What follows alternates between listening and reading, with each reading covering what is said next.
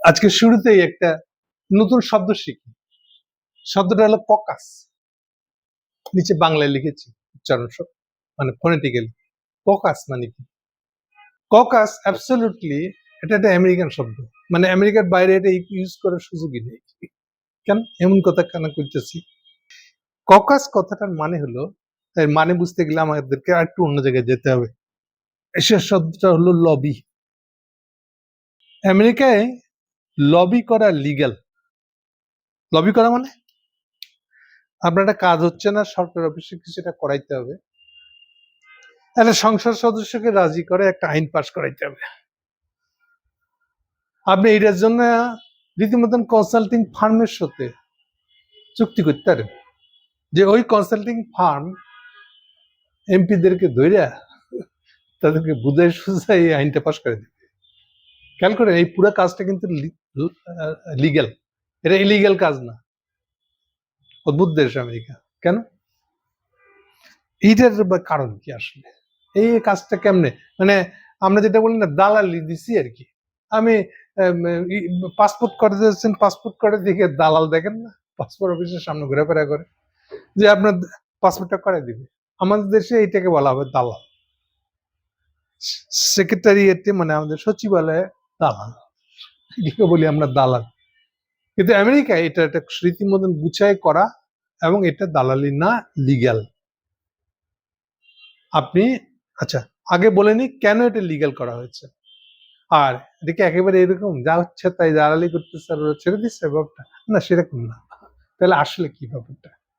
আসলে ব্যাপারটা হলো অদ্ভুত। আর কেন এটা হলো এটা আগে জানতে হবে। আমেরিকাকে বলা হয় এটা হলো শুধু রিপাবলিক না, সব দেশই রিপাবলিক, কিন্তু এই হলো আর্ট শব্দ ইউজ করা, ফেডারাল। ফেডারাল মানে কি?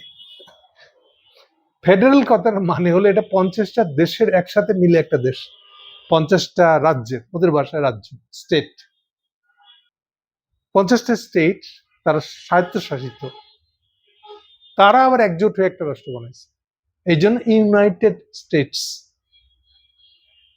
যেটাকে আমরা ইউএসএ বা আমেরিকা বলি, ইউনাইটেড স্টেটস অফ আমেরিকা, কেউ সংক্ষেপে শুধু আমেরিকা বলে। সো এটা হলো ফেডারেল রাষ্ট্র। মানে ফেডারেল মানে কি? এই ফেডারেল রাষ্ট্র, দুনিয়ায় প্রথম ফেডারেল রাষ্ট্র হচ্ছে আমেরিকা, 1776 সালে। এর আগে দুনিয়াতে কোথাও ফেডারেল বলে কোনো ধারণা নেই। ফেডারেল মানে কি? ফেডারেল কথার মানে হলো যে আমরা এই যে আলাদা স্বায়ত্তশাসিত বটে, কিন্তু আন্তরাষ্ট্রীয় অন্য একটা রাষ্ট্রের সাথে আমরা যখন ব্যবসা বাণিজ্য করব, তখন আমরা একটা রাষ্ট্র হিসেবে কাজ করব। আমাদের একটা সেন্ট্রাল রাষ্ট্র আছে, যে রাষ্ট্রটা সেন্টারটা আমাদের পররাষ্ট্রনীতি, মিলিটারি নীতি, বা একসাথে একটা মিলিটারি করব, এই জিনিসগুলো দেখাশোনা করবে। এটা হলো কেন্দ্রীয় সরকারের হাতে। এরকম একটা রাষ্ট্র বানাবো না, তাও হলো না। তো তাতে আবার ফেডারেল বানানোর দরকারটা কি? ফেডারেল হলে আবার ওই যে দ্বিকক্ষ বিশিষ্ট সংসদ, ইউনূস সাহেবের শয়তানিটা এখন আরো পরিষ্কার হবে। দ্বিকক্ষ বিশিষ্ট ইউনূস সাহেব যেভাবে আমাদেরকে গোছানোর চেষ্টা করছিল, আর আমেরিকান দ্বিকক্ষ এক কথা না। আমেরিকাও তো দ্বিকক্ষ বিশিষ্ট। আমাদের মতন যেটাকে পার্লামেন্ট বলি আমরা, ওদের দেশে সেটাকে বলে কংগ্রেস। আর এর বাইরে আরেকটা সিনেট বলে জিনিস আছে, সিনেট। এই সিনেট হলো 50টা রাজ্য থেকে দুজন দুজন করে নিয়ে 100 জনের আর একটা কমিটি, আর একটা সংসদ। এই সিনেটে এই লবি গুলা চলে, লবি জায়েজ। কেন? সহজ করে বলার জন্য, বোঝানোর জন্য বলি। ধরেন আমরাও যদি আমেরিকান মতন একটা সিনেট করতে যাইতাম, কিসের সিনেট এটা? ধরেন যে এটা হলো আমাদের 64টা জেলা, 64 জেলা প্রত্যেকেই স্বাধীন, স্বায়ত্তশাসিত, আর কেন্দ্রে একটা সরকার আছে, এটা বাংলাদেশ। এরকম যদি করি, তাহলে আমাদের একটা সিনেট লাগবে। আমাদের সিনেট তাহলে 64 জেলার প্রতিনিধি থাকবে। এখন 64 দিয়ে একটা একটা করে নিয়ে 64 ডাবল দিয়ে 128 বানাইতে, যা খুশি করেন, এটা আলাপ না। আমার আলাপ হলো সিনেটের জিনিসটা কি হবে। তাহলে তাহলে সিনেটের কাজ সংসদের থেকে আলাদা কি? সংসদ তো আছেই, তাহলে আবার সিনেট বানানোর দরকারটা কি? সিনেট বানানোর দরকার হলো এই জন্য, যেটা অনেক সময় বলি আমি, চিটাগাং লোকের ইন্টারেস্ট একরকম, বগুড়ার লোকের ইন্টারেস্ট একরকম। চিটাগাং লোকের ইন্টারেস্ট হলো বন্দর কেন্দ্রিক, ও বেশিরভাগ সময় বন্দরের সুবিধা পায় বলে আমাদের উপরে উস্কানি করবে, বাকি সব ডিস্ট্রিক্টের উপরে। ধরেন সরকারের ফান্ড ওদিকে নিয়ে বেশি খরচ করবে, উত্তরবঙ্গ বাসী বলতেছে আমরা পাই না, সব নিয়ে যাবে, এ সাতগুইয়া দেও না সংসদের ভিতরে, সব নিয়ে গেল, দেখো ফান্ড বাড়ায় দিয়ে গেছে। তার মানে স্বার্থের ঝগড়া আছে, বৈশ্বিক স্বার্থ, অ্যালোকেশন, ডিস্ট্রিবিউশন, এগুলো নিয়ে ঝগড়া আছে। তাহলে এই ঝগড়াটা লিগ্যাল ঝগড়া না, অর্থাৎ সংসদের বেলা আমরা অনেকেই জানি না, খেয়াল করি না, সংসদ কোন সীমার মধ্যে বাধ্য থাকতে। সংসদ আইন বানানোর জায়গা, এটা সবাই জানি, কম বেশি বুঝি, কিন্তু সংসদ কি যা খুশি আইন বানাতে পারে? উত্তর হচ্ছে পারে না। তো সীমাটা কি তাহলে? সীমাটা হলো এই কনস্টিটিউশনে যা আইন বানানো নিষেধ করা আছে তা করতে পারবে না। করলে কি হবে? সংসদ একটা আইন বানাই দিচ্ছে, যেটা কনস্টিটিউশন বলতেছে এরকম আইন তুমি বানাইতে পারো না, বানাই দিলে কি হবে? এইবার যে কোনো একটা লোক গিয়া হাইকোর্টে মামলা দায়ের করবে, বলবে যে আমার মৌলিক অধিকার ক্ষুণ্ণ করে একটা আইন বানানো হয়েছে সংসদে, আদালত বাবাজি আপনারা এটা চেক করেন, আমার এই দাবি সত্য কিনা চেক করেন, যদি সত্য হয় তাহলে আপনি একটা ব্যবস্থা প্রতিকার দেন। প্রতিকারটা কি নিবে? আদালত সোজা বলবে যে এই লোকটার, বাংলাদেশের নাগরিকের অধিকার ক্ষুণ্ণ করে আপনারা কোনো আইন বানাতে পারেন না, এটা হলো আপনাদের সীমা, আপনারা এই সীমাটা ভঙ্গ করেছেন, এই জন্য এই আইনটা নাল অ্যান্ড ভয়েড, মানে বাতিল করে দিল। তাহলে আইন বাতিল করে দিতে পারে কিন্তু সুপ্রিম কোর্ট, মানে আমাদের হাইকোর্ট অ্যান্ড অ্যাবাভ।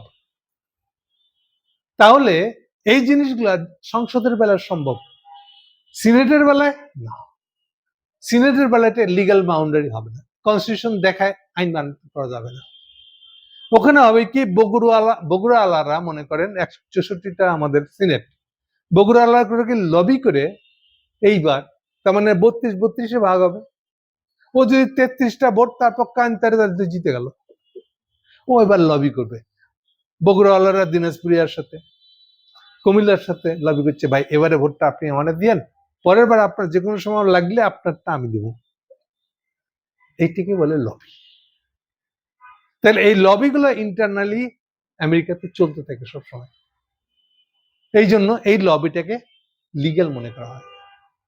আরো আছে, শর্তটা বলবো একটু পরে। তাহলে লবি কেন এসছে কোত্থেকে? যে একেবারে বৈষয়িক স্বার্থ, সিনেট জিনিসটা বৈষয়িক স্বার্থের জিনিস, সিনেটের সাথে সংসদের, জাতীয় সংসদের এই হলো ফারাক। জাতীয় সংসদ বাধ্য, গাইডেড বাই জাতীয় আমাদের সংবিধান, সংবিধানের বাইরে যে কোনো আইন বানাতে পারবে না। আর সিনেটের বেলায় এই যে এটা হলো লবির জিনিস, বৈষয়িক বিষয়ে তিনি ঝগড়া হবে আমাদের, বিতর্ক হবে আমাদের, এই জন্য এইবার অমুক পক্ষ জিতে গেল, পরের বার অমুক পক্ষ জিতবে, এরকম ঘটবে, কাজে লবি লাগবে। এখন আসেন লবি করার শর্ত কি? আমেরিকান আইনে লেখা আছে, ওদের লিগ্যাল ডিপার্টমেন্টে যাবেন, বলবেন যে আমি একটা সাক্ষ্যনামা দিতে চাই, কি বিষয়ে? লবি বিষয়। কিরকম? অমুকে আমার ক্লায়েন্ট আমাকে বলেছে অমুক জিনিসটা নিয়ে লবি করে দিতে, তো আমি ওনার কাছে এত টাকা নিচ্ছি এই লবির কাজের জন্য।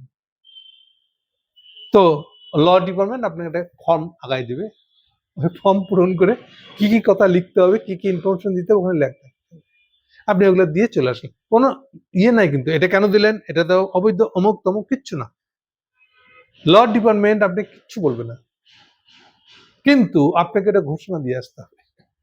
কয় টাকা নিচ্ছেন, যার নিচ্ছেন তাই বলবেন, কোনো অসুবিধা নেই, এর নেওয়াটাও কিন্তু কোনো লিগ্যালি অপরাধ না। কতক্ষণ? যতক্ষণ না পরবর্তীতে অন্য একটা মামলা এটা খোঁজ করতে করতে বেড়ালো, আই রে এই লবিস্ট লোকটা তো এই জায়গাটা বেআইনি ভাবে ওকে এই আইনটা বানাই দিছে, এই জায়গাটা তো অমুক অমুক আইনে পড়ে, এটা তো অবৈধ। তখন সে খোঁজ করবে তোমার লবিস্ট নিয়োগটা কি বৈধ ছিল না অবৈধ ছিল, তার উপর ঠিক হবে। কিন্তু লবিস্টকে টাকা দিছিলা তুমি, ওই তথ্য তো আগে দিয়ে রাখতে হবে। ওই জন্য তথ্য আগে দেওয়ার সময় কেউ তোমাকে বলবে না, তোমার কোনো অভিযোগ দিবে না যে তুমি লবি করার জন্য, লবি করে দেওয়ার জন্য টাকা নিছো কেন, না এটা অবৈধ না। দেশের আইন কানুনের বিরুদ্ধে গিয়ে তুমি এটা লবি করে দিচ্ছ, এইটা অবৈধ। এটাকে আটকানো হয়েছে কিভাবে? এই জন্য লবি করার সময় আগেই আপনাকে একটা ওথ দিতে হবে, ওই কাগজে লিখে দিয়ে আসতে হবে। কাগজটা থেকে যে আজীবন হয়তো পড়ে থাকবে, কারোই কোনো কাজে লাগবে না। কিন্তু যদি বিতর্ক দেখা দেয়, তাহলে কিন্তু এইটা হয়ে যাবে মানে প্রমাণ যে আপনি অবৈধভাবে লবি করছেন। সো এই অর্থে আমেরিকার লবি। এত কথা বললাম কেন? এখান থেকে আসছে ককাস বলে একটা ধারণা। ককাস মানে হলো বাংলাদেশেরা একটা ককাস বানাইছে আমেরিকাতে, যাতে আমেরিকার এই সিনেট বা সংসদকে আপনি ইনফ্লুয়েন্স করতে পারেন। লবিং ফার্ম ওখানে আছে, লিগাল কিন্তু এগুলা লবি ফার্ম। তাকে আপনি টাকা দিচ্ছেন, ভাই আমার এইটার পক্ষে একটু লবি করে দেন না, যেন এটা নিয়ে কোনো ভোটাভুটি উঠলে সরকার যেন মানে সংসদ যেন আমার পক্ষে ভোট দেয়, এরকম একটা ব্যবস্থা করে দিবেন কিনা বলে। তাহলে এগুলো করার জন্য সংসদের যাদের সদস্যদেরকে আপনি পেয়ে যান, ওদেরকে নিয়ে আপনি ককাস করেন। এই হলো ককাসের ধারণা। এখন যেহেতু বেশিরভাগ দেশে ইউরোপে ফেডারেল ব্যবস্থা নাই, ফেডারেল শব্দটা ইউজ করে না। যেমন এখনো ইউকে লেখে কেন, কেউ আপনারা খেয়াল করেন? ব্রিটেন আর ইউকের মধ্যে ফারাক কি? ফারাক হলো আরো 4টা দেশ আছে, ওই 4টা দেশ জবরদস্তি করে ওরা চালা রাখতেছিল যতদিন ব্রিটিশরা কলোনি করে খাইতেছিল। ওটা এখন ছুটে গেছে, কিন্তু এরপরেও বলে না ব্রিটিশ রাষ্ট্রটা একটা মানে ইউকে একটা ফেডারেল রাষ্ট্র। অর্থাৎ ইউরোপে ফেডারেল ধারণাটা পপুলার হয় নাই। কেবলমাত্র জার্মানি যখন এই নতুন করে বানাতে যায় ফেডারেল জার্মানি, এটা কিন্তু ফেডারেল জার্মানি, ফেডারেল শব্দটা ওখানে লেখা আছে। এখন কেউ কেউ করছে এটা, কিন্তু স্টিল এই যে ককাস টাইপের করতে হয় না, এই জন্য যে ওই কোন সুইডেনে আমার ককাস, বাংলাদেশে একটা ককাস বানানোর দরকার নেই। সুইডেন আমার জন্য ব্যবসার জন্য এত ইম্পর্টেন্ট, কিন্তু এটা আমেরিকার দরকার। এই জন্য আমেরিকায় ককাস সিস্টেম চলে। এই হলো ককাস সম্পর্কে যতটুকু যা বলার। তাহলে ককাস হচ্ছে ওই দেশের এমপিদেরকে লবি করে আমার পক্ষে কাজ করানোর জন্য লিগেলি একটা কাজ দেওয়া, এটাকে বলে ককাস। এই হলো তত্ত্বগত আলাপ শেষ, এবার মূল আলাপে আসি। মূল আলাপে হলো আমেরিকান 250 ডেজ না 250 ইয়ার্স অফ তাদের স্বাধীনতা। এই বলে ফ্রিডম আমেরিকা বলে একটা অনুষ্ঠান করছে আমেরিকান রাষ্ট্রদূত ঢাকায়। আমি আগের দিন এটা নিয়ে একটা ভিডিও করেছি, কিন্তু সেই ভিডিওতে বলতে পারিনি এর পিছনে কি আছে। আমি খালি দেখাচ্ছিলাম যে যে ছবিটা দেওয়া আছে, এই ছবির লোকগুলো কারা। আর আমি বলতেছিলাম যে ছবির লোকগুলো কিন্তু বিএনপির লোক খুবই কম, বিএনপির কোন সিরিয়াস লোক কেউ ওখানে নাই। আজকে এটা এখন পরিষ্কার।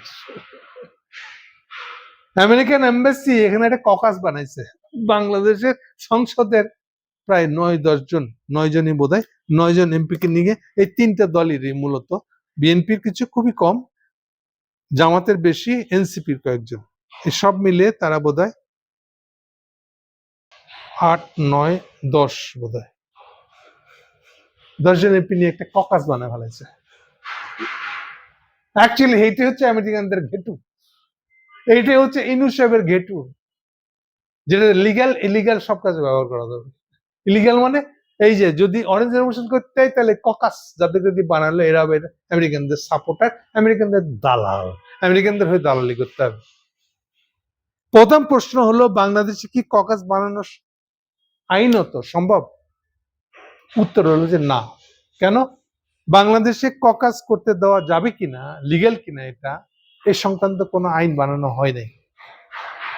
আমাদের দেশে এখনো এটাকে দালালি হিসেবেই দেখা হবে। এই যে ককাস আর দালালির ফারাক বুঝতে হবে আমাদেরকে। ককাস দালালি না যে আপনি পাসপোর্ট বানাই দিবেন আমার, ককাস দালালি না যে আপনি আমার সচিবালয়ের কাজটা করাই দিবেন, ফাইলটা মুভ করাই দিবেন। কিন্তু আমেরিকান অ্যাম্বাসেডার ককাস বানালেছে, এই কাজটা আমি মনে করি এটা ইলিগ্যাল। এটা নিয়ে যদি আদালতে যাওয়া হয়, আদালত এটাকে অবশ্যই ইলিগ্যাল বলে ডিক্লেয়ার করবে। এবং সরকারের দিক থেকে এটা খুবই অন্যায় কাজ হচ্ছে, এটা দেখেও না দেখার ভান করা।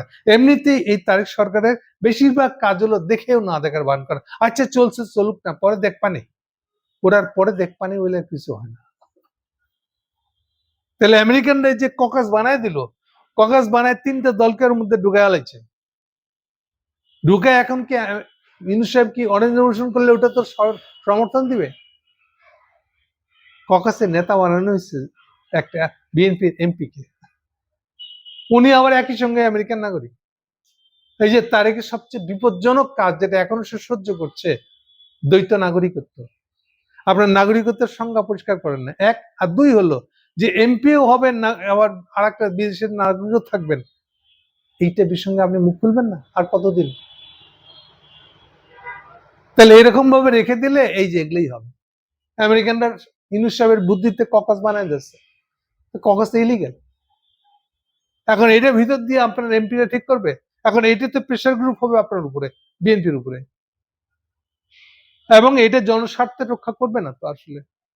আপনি আমেরিকান স্বার্থ বয়ে বেড়ানো কি আমাদের এমপিদের কাজ? আমাদের এমপিদের কি এই জন্য নির্বাচিত করা হয়েছে? আপনি কক্স মারাইতে গেছেন। বাংলাদেশের ককাস হবে কিসের ভিত্তিতে? আমেরিকাতে ককাস করার ক্ষেত্রে ওই যে বললাম যে লবিং এর আইন আছে, আমাদের দেশে কোনো আইন আছে? তাহলে এমপিরা যা খুশি করতে পারবে? একটা বিদেশি শক্তির পক্ষে তারা একটা জোট বাঁধা ফেলবে, তাকে নিয়ে ছবি তুলবে, ফ্রিডম টু 50 পালন করবে, বক্তৃতা মারবে। তারেক সাহেব আর কয়দিন ঘুমাই থাকবেন? দেখি না কি করে বলে পড়ে থাকবেন কতদিন? এটা ইম্পসিবল। আপনি বাংলাদেশের স্বার্থ ঢেকে ফেলতেছেন, এগুলো পরে করবানে দেখবানে কি হয়েছে না হয়েছে। খুবই বিপজ্জনক এই কাহিনী। আর ততই এটাকে নিয়ে উস্কানি দিতেছে বামপন্থীরা। এটাও কাহিনীটা বলে দিই, বামপন্থীরা উস্কানি দিচ্ছে কি কারণে? সেম এই একই অভিযোগ তো তাদের বিরুদ্ধে করা যায়। তারা ইন্ডিয়ার বেলায় এই কথাটা প্রশ্নটা তোলে নাই কেন? আমেরিকায় বেলা তুলছে কেন? ইন্ডিয়া কি আপনাদের বাতাল লাগে? হ্যাঁ, ওটা একটু চিন্তা করেন। ওকে, তারা বলছে কি কারণে? এটা কিসের সিমটম? এটার সিমটম হলো যে বাংলাদেশ ইস্যুতে আমেরিকা আর ইন্ডিয়া একসাথে কাজ করবে না, এটা হচ্ছে তার সিমটম। এই জন্য ইন্ডিয়া এই বামপন্থীদেরকে দিয়ে এটার বিরোধিতা করাচ্ছে। আমার বক্তব্য হচ্ছে বামপন্থীরা বিরোধিতা করছে বলে আমাদেরকে করতে হবে, নট নেসেসারিলি। আমাদের নিজেদের স্ট্রং কারণ থাকবে। আপনি যতক্ষণ ফেডারেল ধারণা বুঝেন না, সিনেট বুঝেন না, দ্বিকক্ষ বুঝেন না, ততক্ষণ পর্যন্ত কোন ধরনের এখানে দ্বিকক্ষ বিশিষ্ট কোন ধরনের এখানে ককাস জাতীয় আলাপ হতে পারে না। Caucus illegal. আশা করি এই কথাটা আপনাদের মনে ঢুকবে, এর লিগ্যাল দিকটা বুঝতে চেষ্টা করবেন আপনারা। Thank you.